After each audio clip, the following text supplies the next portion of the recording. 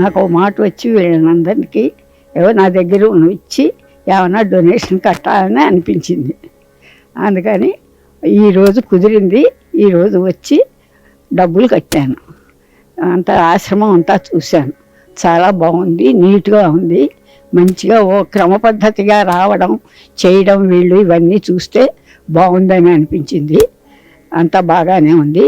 మా అత్తగారైనటి శ్రీమతి నిట్టల్ సుశీల గారు మా మామగారి జ్ఞాపకార్థం ఆవిడ కొద్దిగా డబ్బులు గుడికి దానం చేయాలని నిశ్చయించుకుని మంచిది అని అనుకుని మంచి కార్యక్రమం జరుగుతుందనే ఉద్దేశంతో మేము బయలుదేరి వాళ్ళు వచ్చాము.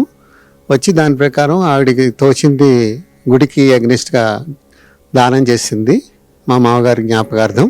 నా పేరు చల్లా వెంకటలక్ష్మి భారతి. పుణ్యలింగేశ్వర స్వామిని చూశాను, అభిషేకం చేసుకున్నాను. నేనైతే ఊహించలేదు ఇవాళ అసలు ఇక్కడికి వస్తాను కానీ స్వామికి అభిషేకం చేసుకుంటాను కానీ.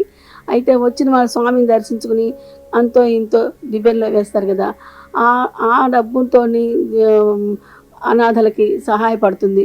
అలా ఎవరైనా సరే వచ్చి స్వామికి అభిషేకం చేసుకుంటే పుణ్యము, వాళ్ళకి దిబ్బెల్లో డబ్బులు వేస్తే అనాథలకు సహాయం చేసిన పుణ్యము, 2 రకాల పుణ్యం దక్కుతుంది. కాబట్టి ఎవరైనా సరే మంచి సంకల్పంతో వచ్చి స్వామిని దర్శించుకుని అనాథలకు సహాయం చేసిన వాళ్ళు అవుతారు అని చెప్పదలుచుకున్నాను.